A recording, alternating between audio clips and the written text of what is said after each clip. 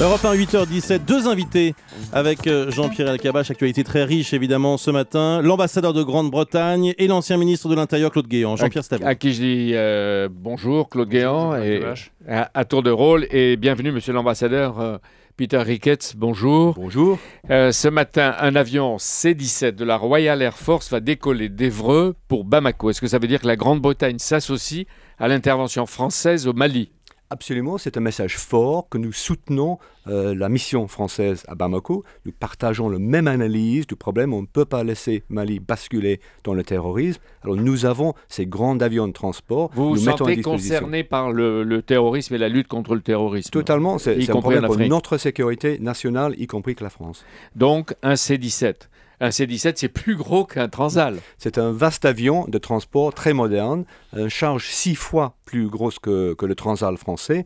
Nous mettons à disposition de la France 2 de ces avions, un tout de suite aujourd'hui, un deuxième qui arrive cet après-midi, pour acheminer les véhicules blindés, le matériel français et, si nécessaire, les forces africaines vers Bamako. Ça, un peu plus tard. Absolument. La première priorité, selon les Français, c'est le matériel nécessaire pour votre intervention. Et si la France avait besoin d'avions de la Royal Air Force sur le terrain, enfin sur place? Pour le moment, on nous a demandé une aide logistique et c'est ça que nous avons répondu présent très rapidement. Donc vous estimez que la France a eu raison d'agir en urgence et même par surprise? Absolument. Nous avons tous fait l'expérience d'un pays qui bascule dans le terrorisme. C'était Afghanistan. Il faut absolument agir contre ça et nous sentons la même urgence que la France. Et Peter Ricketts, quand avez-vous été prévenu? Quand la France vous a-t-elle demandé ce que vous apportez? Nous avons répondu dans les 24 heures. On a eu une demande et samedi et dimanche, l'avion était posé sur Évreux. Ce soir, Peter Ricketts, à New York, au Conseil de sécurité des Nations Unies, il va y avoir une discussion autour du Mali. Elle a été demandée par la France. Est-ce que votre gouvernement va soutenir la France? Vous allez jusque-là? Oui, d'interrogation. Clairement, oui. C'est un point sur la situation, je pense. Nous pensons que la France a raison d'agir comme il faisait et nous serons à côté des Français à New York. Les djihadistes, on le voit, sont de redoutables guerriers, tout le monde le dit. Ils sont parfaitement équipés et armés. La Grande-Bretagne et la France ne doivent-elles pas se sentir en partie responsables? Ça, on peut le demander aussi à Claude Guéant. Ces armes viennent souvent de Libye, des armes qui ont été livrées par les Occidentaux, par les Français et les Britanniques à Kadhafi, enfin à ceux qui luttaient contre Kadhafi. Nous pensons que c'est-à-dire ils nous tirent dessus avec les armes qu'on leur a données. Nous avions raison d'agir en Libye. C'est vrai qu'il y a des armes qui étaient reprises de Libye, mais ça ne manque pas d'armes dans cette région du monde. Ça ne veut pas dire qu'on avait tort à intervenir en Libye. À cause de la crise, la Grande-Bretagne réduit son budget militaire. La France, probablement, va-t-elle le faire aussi? Est-ce qu'il faut renforcer, et là on le voit, la coopération franco-britannique en matière de défense? Oui, je voulais placer ça dans le contexte de notre coopération dite Lancaster House. Nous avons ces avions de transport, les Français n'en ont pas, alors on met à disposition. Nous-mêmes, nous avons besoin des capacités de la France. C'est comme ça un peu le partage dans ce monde de budget restreint. Est-ce que vous voulez dire que c'est une continuité en matière de défense avec ce qui se faisait avant? Total. Non, cet nouveau gouvernement a repris toute l'initiative de Lancaster House et ça, c'est une démonstration positive et concrète. Donc il peut y avoir dans les années qui viennent un effort commun en matière de défense européenne. Avec les budgets de plus en plus réduits, je pense on devrait faire davantage ensemble entre Français et Britanniques, mais aussi parmi les Européens, oui. Monsieur l'ambassadeur Peter Ricketts, vous avez eu, vous les Britanniques, des otages au Mali et au Nigeria qui ont été, si je me souviens bien, tués. Absolument. Avec les otages, vous discutez, est-ce que vous payez? Non.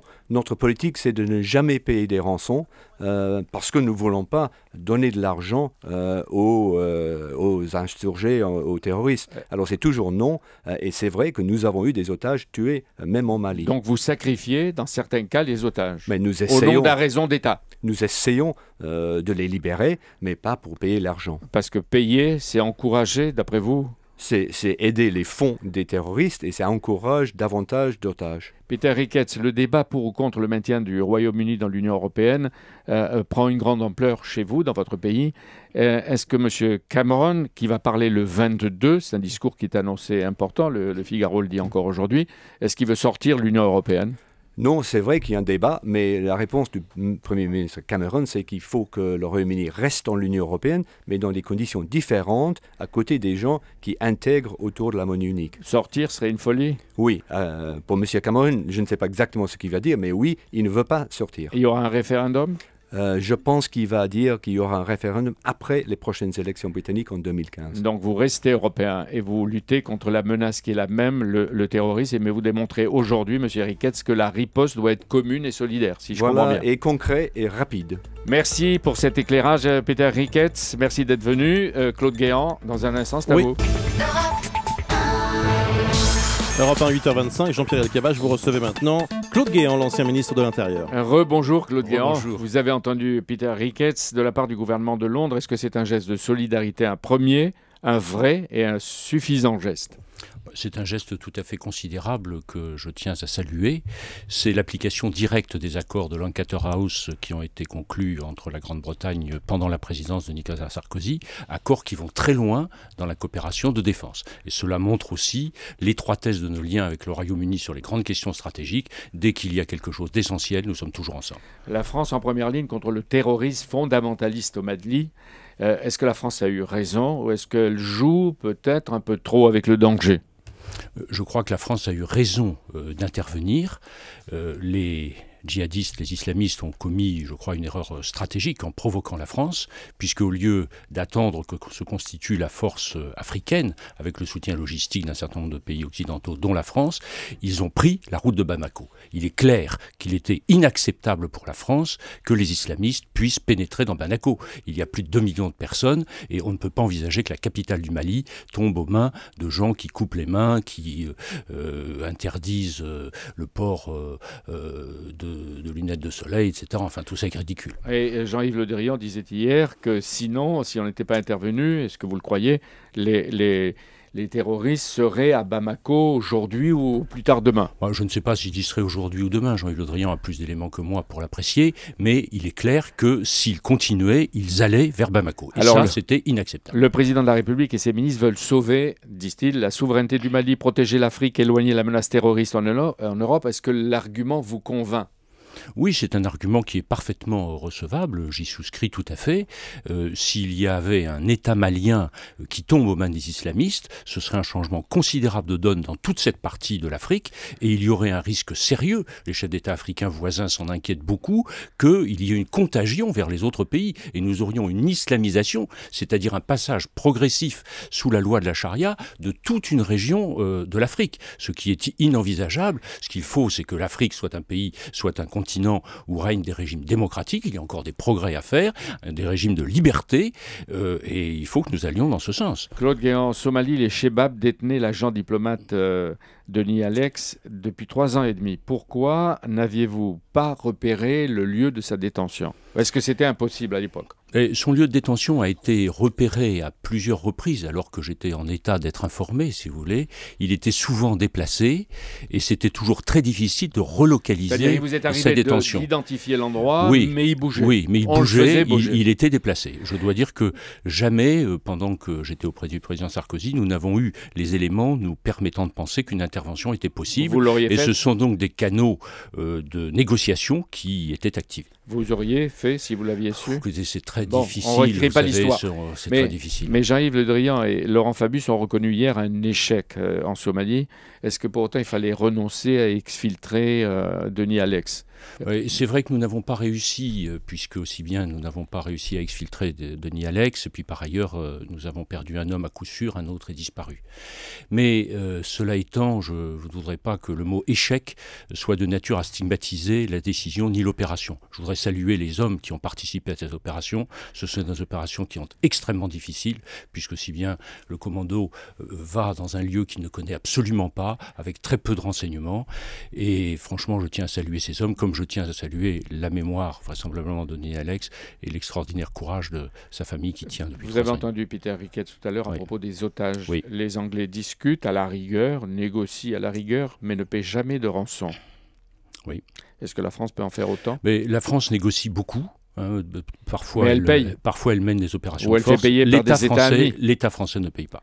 L'État français. L'État français ne paye Mais l'État français fait payer par pas. Je dis que l'État français ne paye pas. des amis ou des entreprises qui sont L'État concernées. français ne paye pas, Jean-Pierre Elkabbach. Très bien, on comprend. Et si la France décidait aujourd'hui de ne pas payer de rançon aux otages, vous seriez d'accord?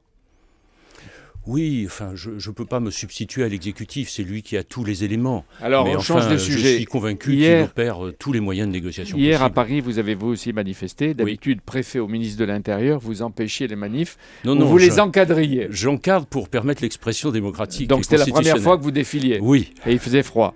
La loi sur le mariage, on l'a entendu tout à l'heure avec Brice Toussaint, tout à l'heure et ses invités, ne sera pas retirée. Elle sera débattue au Parlement et sera votée.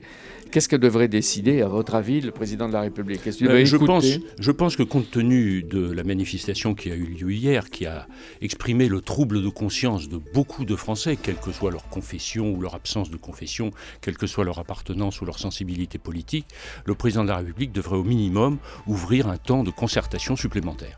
La concertation, c'est un mot d'ordre de l'action gouvernementale. J'observe qu'en l'espèce, ce mot d'ordre n'est pas du tout respecté. Quand il y a eu quelques dizaines de contestataires autour du projet Notre-Dame-des-Landes, on a interrompu le dossier et on a ouvert une contestation. Il y a une contestation qui vient de l'ensemble du pays, qui est puissante, mais et on n'a pas le droit de contester. Vous ne demandez pas de référendum. Si, moi je pense que c'est tout à fait nécessaire aussi, j'allais le dire parce que c'est le deuxième stade. Madame Taubira a déclaré qu'il s'agissait d'un changement de civilisation. À tout le moins, c'est un changement de société de profond. La structure familiale est le constituant essentiel de la société depuis la nuit des temps. Et bien quand on change de civilisation, on demande au peuple de s'exprimer. Quelle que soit la légitimité de la représentation parlementaire, ça ne suffit pas. Bonne journée, merci d'être venu. Merci. Jean-Pierre, merci beaucoup. À demain. Jean-Louis Borloo. Jean-Louis Borloo sera avec vous. Merci beaucoup.